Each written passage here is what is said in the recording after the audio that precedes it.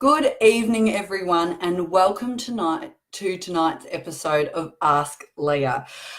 I'm going to do something a bit different tonight. I've got a question to answer, and if anyone has any others to throw in, please do so. I'm actually going to start off tonight with a bit of a rant, and it's a bit of a rant about poor leadership. This week I have been speaking with someone who has been thrown under a bus by their leader because that leader is not prepared to have difficult conversations. And it's a really unfair situation, but unfortunately, I see it happen all the time. Here's the situation. A leader hasn't been happy with the performance of one of the members of their team. However, rather than have a conversation with this member of the team directly, what the leader has done is gone to other staff members and asked them for information about this person's performance. So essentially has been going behind someone's back, getting these other staff members to put forward their thoughts. Of course, this has got back to the person in question. However, the person in question has gone into full fight or flight mode, hasn't had anything said to them by the leader, but knows that some other staff members have raised their concerns as well. Now, the staff member in question has gone on full attack against their colleagues, saying, "You ran to the boss to badmouth me," and this person is now really trashing their colleagues' reputations behind their backs. It's this really toxic environment. And here's the thing. This whole situation could have been avoided if the leader had done their job. A leader's job is to look after and protect the members of their team, not to throw them under a bus. Unfortunately, this leader is now suggesting mediation between two staff members who are in dispute. Again, this should not be happening because the issue has been caused by the leader not addressing their issue with the staff member directly. To those of you, hi Hannah and Susan, thanks for joining. To those of you out there who are leaders yourselves, if you don't feel like you have the skills to have a difficult conversation or raise performance issues directly with your staff, you need to be seeking out support from HR if you've got HR, from professional development, from a coach. Go invest in a workshop, whatever it is, but you must improve your skills in this area. It broke my heart this week to speak to this staff member who is now involved in a dispute because their leader asked them for information. They felt they had to give it, and now there's a whole dispute because the leader didn't have the conversation. Leaders, please do your jobs and lead. And if you don't know how to do that, and a lot of you don't, believe me, I get that. A lot of people are promoted into leadership positions without any people or leadership experience. They've got great technical skills. They're promoted on the back of those technical skills. And then they get into leadership and they go, "Oh my gosh, I don't know how to manage or lead people." I get it. But take some personal responsibility and upskill yourself, because this situation that I have been involved in this week is not on. Okay, so let's get into a question that I had this week, which is actually about a mediation situation. It's not that one. It was another one I was speaking to a client about.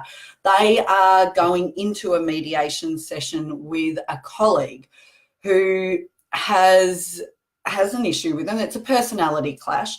However, the other colleague is quite manipulative, puts on a great show for everyone, twists everything around, very passive-aggressive communicator, and makes everything the other person's fault.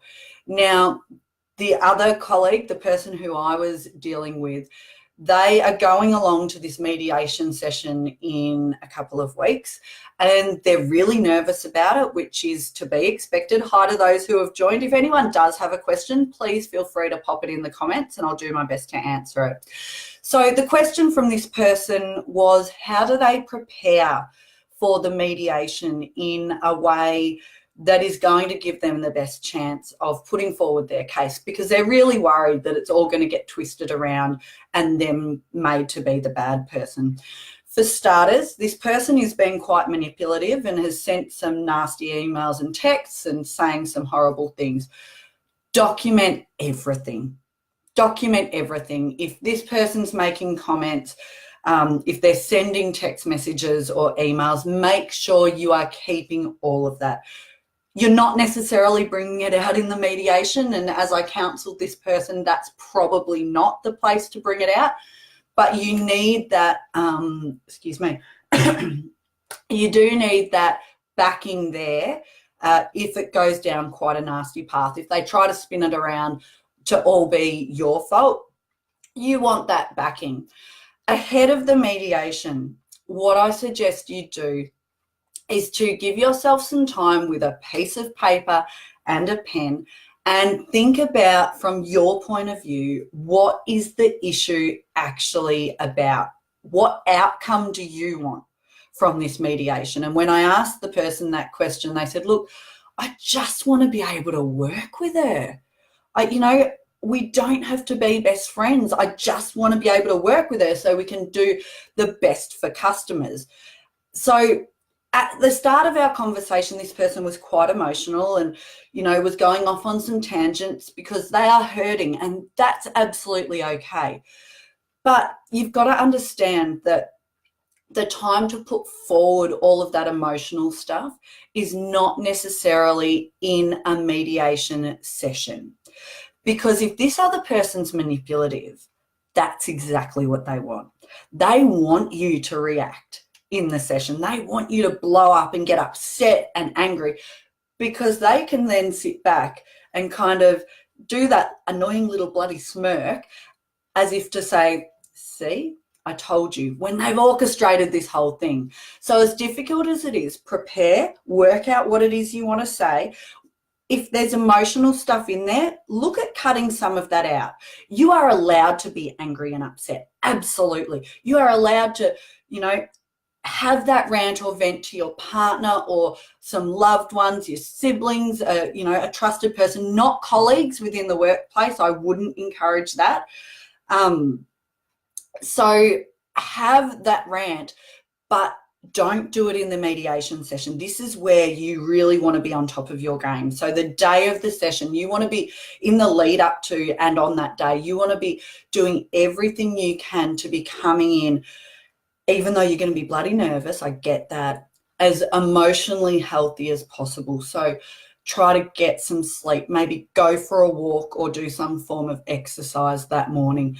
Really try to be on top of your game so that you can go into this session as calm as possible with your dot points there.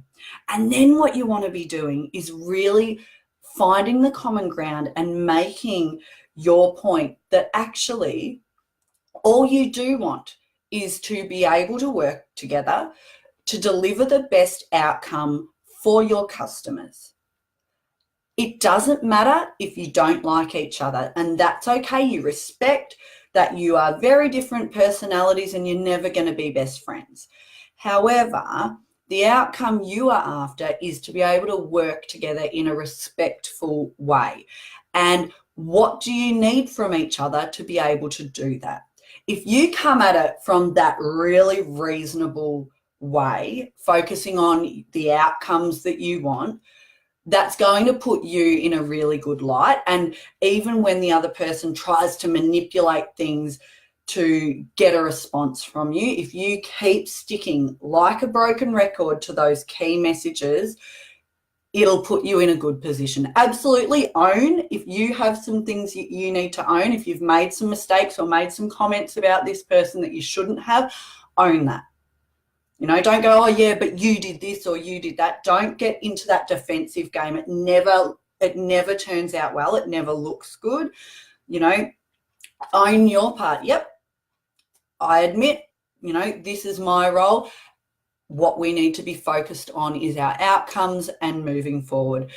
If you do need to go down the track of using some of that evidence that you've gathered, if they fully do a bald-faced lie and don't claim responsibility for their part at all, well, then perhaps you have to go down that path, but that's not your aim at all.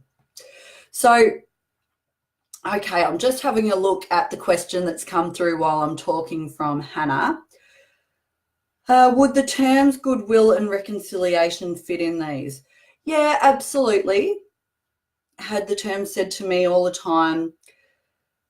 Yeah, so it's going, yes, goodwill, reconciliation is important. It's understanding, though, that again, it's back to that message I often say, you can only control you. So you can go into a conversation with goodwill, you can go in hoping for reconciliation. The other person might not be on board, and you have to let go of their response. All you can control is you. So you go in seeking to be as fair and balanced and reasonable as possible, particularly if it's a case where it's mediation with a senior leader or a boss or an independent person in there. They're really watching how you behave in this situation. So if you can come at it from that angle, it will look good for you. The last thing I want to speak about tonight, if there's no questions coming through, is something that I've spoken about a bit this week. So this week I delivered Remove the Roadblocks to Vic Roads on Tuesday, which was fabulous. I love going in there and working with the Vic Roads team. We had about 40 to 50 people in that workshop, which was great. And then yesterday I hit the stage at the inaugural Girls with Hammers One Voice Women's Empowerment Conference in Warragul. We had 150 women in the room. It was fabulous effort by Karen and Nikki to put that great conference together. And in both of those sessions this week, I spoke about a number of things. I spoke about self-doubt. I spoke about overcoming challenges, removing roadblocks to success, stopping being a people pleaser. But the other thing I spoke about was excuses. And I just want to touch on that before we finish up tonight. Excuses are something that we all make, and I am guilty of it too. Excuses are the stories we tell ourselves to justify not doing the things we say we want to. And often, these days in particular, our excuse is phrased around, oh, I'm too busy to exercise. I haven't got time to cook healthy meals. I'd love to write a book one day, but now I just don't have any time, or whatever it is for you. We're all guilty of doing it. Now, here's the thing. You will never have more time than now because you don't know what's going to be around the corner. If there are things that you want to do, you actually have to do them. And the great advice from Stephen Covey from 7 Habits of Highly Effective People is don't prioritize your schedule. You have to schedule your priorities. So if you want to exercise more, if you want to eat healthier, if you want to write that book, you have to find and make the time for those things to happen. Because when you say, oh, one day when I've got more time, there'll never bloody be a time when you have more time, because you will always make excuses. You will always fill the time you have. So make sure you are scheduling your priorities, okay? Make it happen. The other reason a lot of us make excuses is because we're scared of failure. Okay, so we make excuses not to start. Here's the thing with failure. It's how you learn and improve. It's not failure if you don't get it right first time. The most successful people in life don't get there because they just succeed. Awesome. They get there because they try, they fail, they stuff it up, they learn from that, and they try again. They're ferociously persistent, and that's what we all need to be, okay? It's only failure if you don't try in the first place or you don't learn from your mistakes. Now, a great way to work out if it's an excuse or not is to reframe what you're telling yourself. So if you're saying, oh no, I'd love to be exercising more, but I'm too busy. And look, I'll be brutally honest with you. I was making that bullshit excuse earlier this year. And those of you who know me know how much I love exercise. It's a huge part of my life and has been for a long time. But earlier this year, I was telling myself that excuse because I had got really busy with work. And I was saying to myself, I'd love to be exercising more, but I'm too busy. And then I pulled myself up on that and I said, Leah, are you doing what you teach people not to do? Is that a bit of an excuse? And how I always check is I reframe it. Instead of saying I'm too busy or I can't, try reframing your excuse by saying that's not a priority to me and see if it still sits okay with you.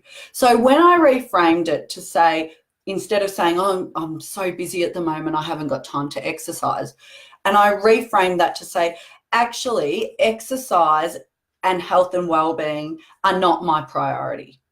I'm not prioritizing exercise at the moment.